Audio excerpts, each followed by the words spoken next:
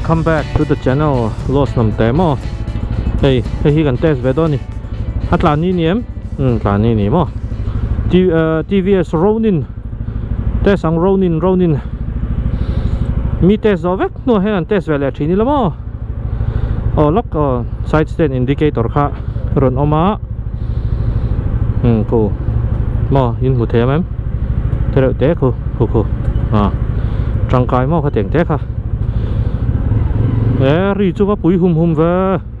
rum thế hey các chuột đàn hiện in một thiệp mang ạ người dâu pa tan pon hey các kẻ bộ mò các thép thấp này sang vắt lâu này chú tóc mấy anh té sang ai té về là nghe mình là lost nằm test channel là hiện test về là giúp cái lan với lắm test chín mò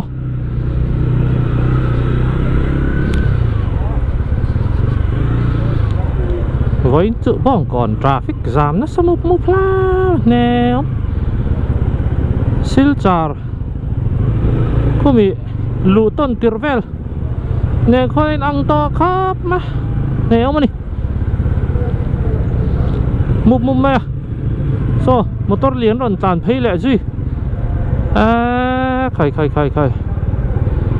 nè ông khập máy hay lại area hay chưa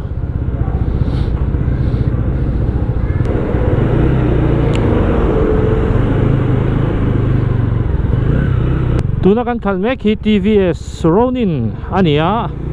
Ronin chu enge om zia Ronin chu Japanese samurai warrior mo hami an pasal tha master nghe samurai warrior ho kha chuanin man lai khanin an ho tu mo an master kha an ho tu pa khan nei thine ni chu ma se kha tiang po nei lo mania tlafal mania pasal tha mo mi ro thap soina ni chu berana chu tiang hing choi chuan he bike ki an phua ni TVS ten mo aman hi at top class ane tu na ka khal hi sang berania noi khat le sing kwa le tibor velen ya chia kha ka se tori lo chu tiang bor vel chun noi khat le sing kwa ani chumo berana lo ni na ti thei vek ka ma saberin lo 90 du chuan an ma ni englo ho hian indasin hian an thut chila chuan ani lo chuan bank kha nang ma ni bank kha nan ti thei vek tho i bank account nei na khan mo kha chu i ti dan da to mai chuan down payment hi 40% vel hin ti thina amana tanga chutin mo theng chuan ti thin ni chu chuan hei CC hi 225 ania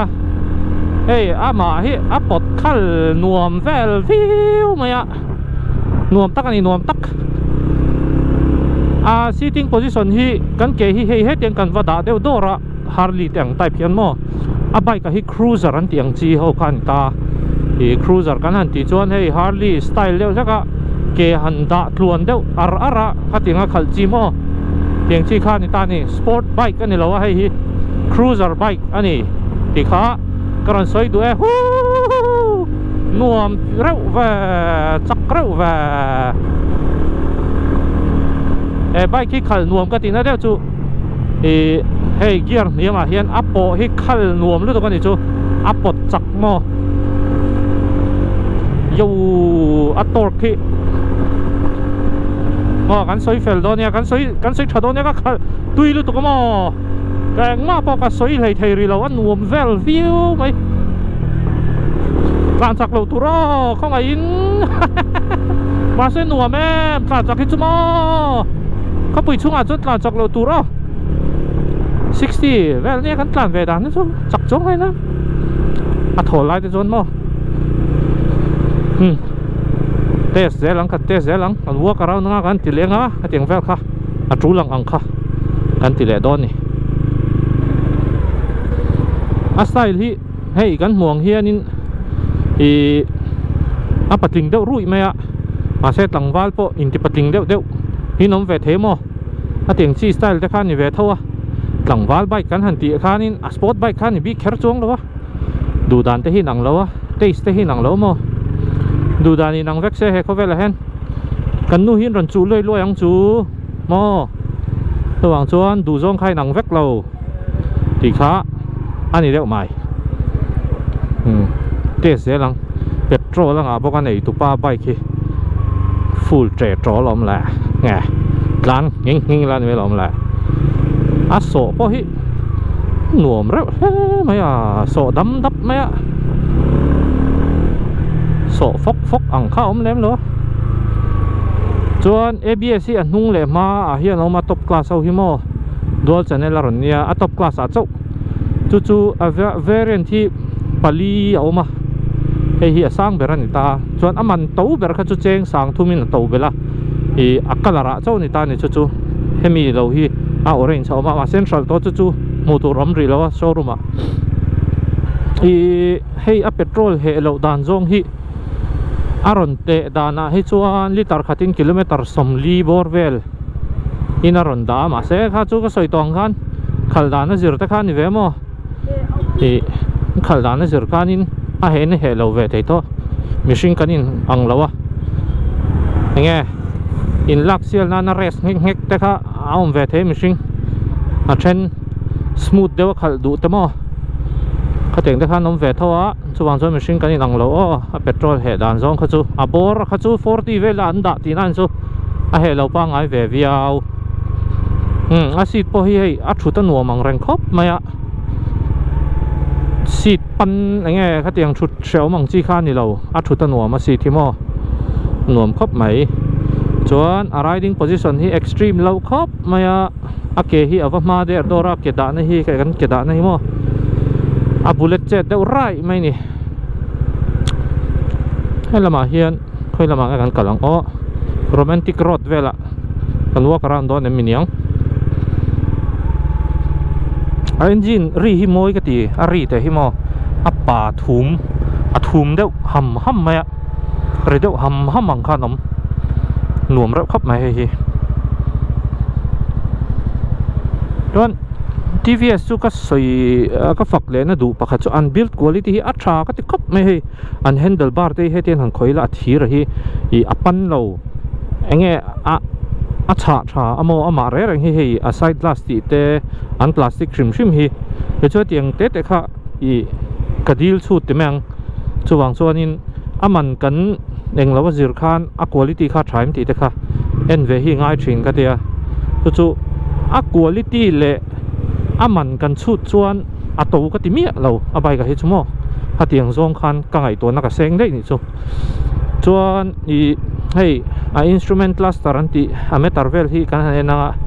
จังกังขบมาให้top class Bluetooth ตัวเนี้ย Bluetooth ตารางเก่งแต่ละ voice command แต่ข้าเห็นแอนตินันใบกับ GPS เวลสอจูคงเล่มเราครับไหม GPS เวลแต่ข้าติเวกเทแอนตินันจุดตัดจงก็ดูหันอ่อนแตะตีเวลครับติตีร์ไทยนี่จูทำไมเราจูข้างเวลครับไว้หน้าจวนกันที่มันรีดอนหรอวะ GPS เวลครับcommand ไทยนี่จู voice command แต่ข้าอะไรเท่าที่ตัวตั้งที่อันหัวเรียวไหมจวนกัลเวเดียวแค่มุนเตะสาบรำไรไหมหน่วมครบไหม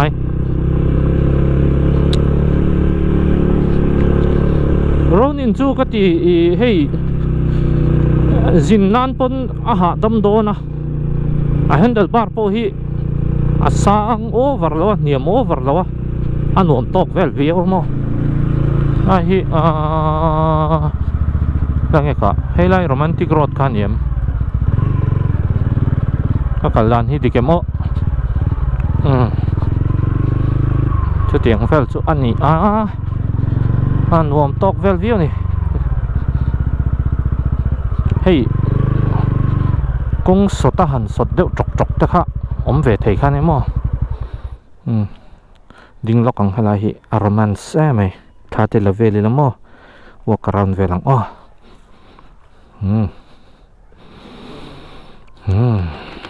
ป่าเวคบไม่มอให้เตียงไบค์ดุตานโซนินไบค์เสียลตะกันนี่อันนู้นเลยมาที่ 17 inch ron manga chuan hei USD ron mang boka USD hian atimoi ka ti khop mai hei hi asil khop mai chuan hei hi chain mang o chain ga thi ron lian tha tra khop mai kha chu thon le bo kha chu mani du thu nia an tel lai thi en lai la tel lai thi sial hei moi khop mai tel lai thi mo retro look robocop mit po ang khop mai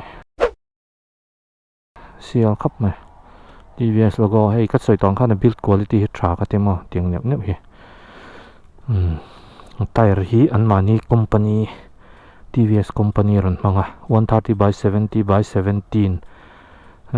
ABS ron manga nung le ma mo chuan nghe soi tu la om sang lo ko ti ka mo ama hi sang mi lo zel tuk hetiang ang styling ngai na tan chuan thatakani ma hen ti ron ma TVS ti na niang no ha chu hey visor te moi khop mai indicator po sial takani hey ting te hi quality build quality mo refinement ka poi mo tahen hey oil cooler on manga chuan a block te hi kan enanga chassis som dar shim a chassis mo hey a cruiser type ka ti kha a footpack po heta avala ma deuh dor ta mo ting te kha thil poi mo nia chuan a tanki hen liter som pali lenga TVS chu i soi tong khanin an ma ni an bike ka khala chu te ka va fuck over lam ni lo se hey an ma ni shim hi an company hi an build quality hi a tha atlo an bike reng hi mo chu ka fuck na ni chuan off chinanga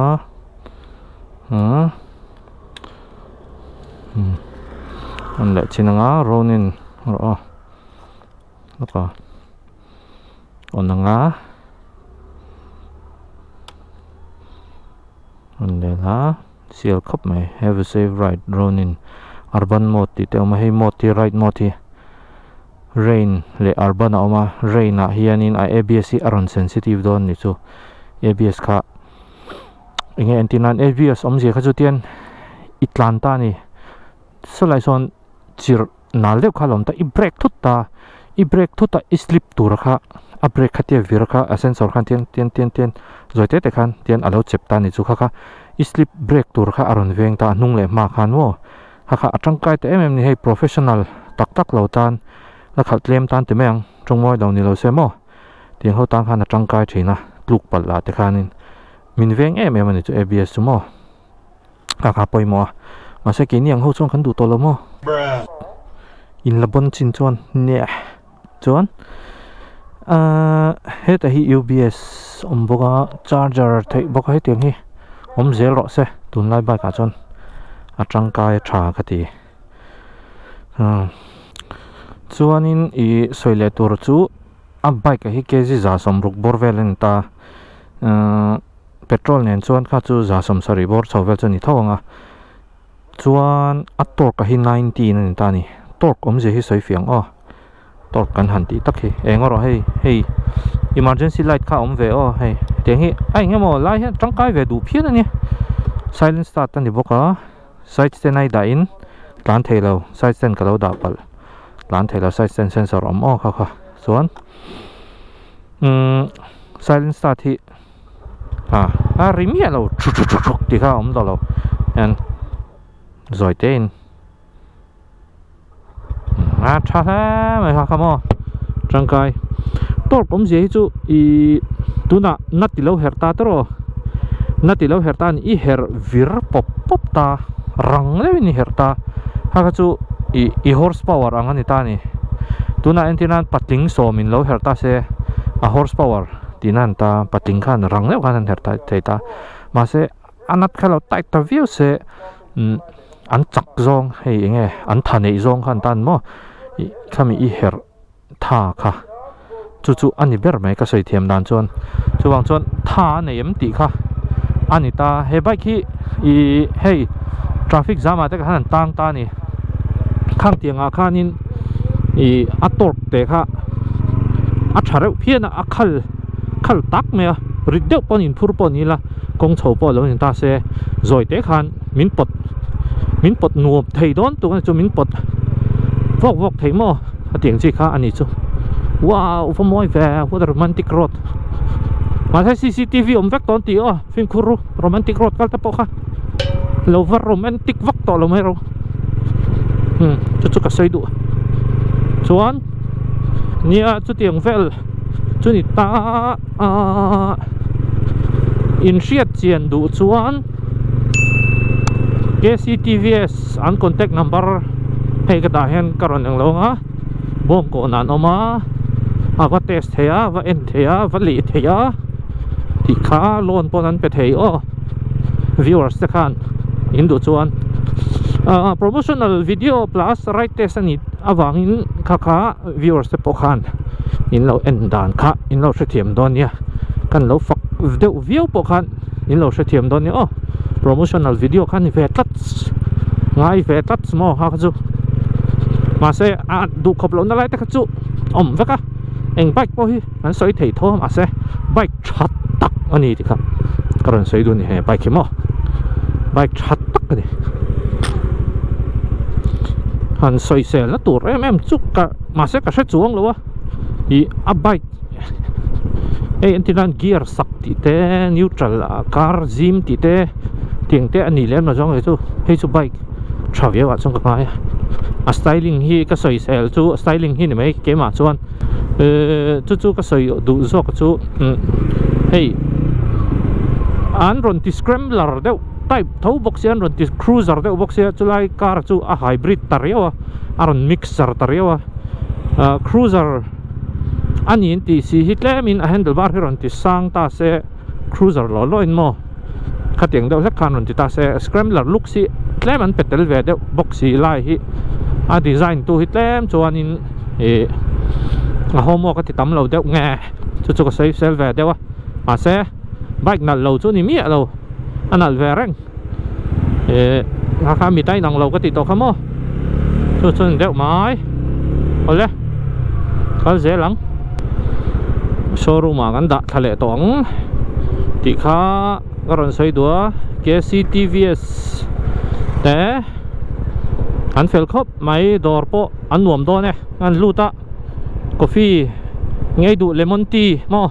choice ronom ngal top tiang kha acha riang hi ti zel tur nge showroom te po hian in englo dan hian mangse baka dor kan siam reng ani chuan kan hriat tur chu mi pui te hi kan consumer te kan poisa lak na ni ti hi shela thadeu dewa kan tri the kan ti tur ani sumdong mi tan chuan thadeu a han tri the thil har sa ni lawa mi lom na siam na hi mi lom siam hi thil har sa ni lo ho te hian an lom the a ho te nan kan thin rim thei bok chuang chuan in a teng kha a tha khop mai hospitality very good this is the Ronin TVS Ronin khala nom khop mai keima review ve ani hio le indu khop lo na te om ni chuan comment sama khan mi ron chil le nek mai ro mi ron haula mi ron tile boy mai ro ai ni le do ne no le thank you for watching bye bye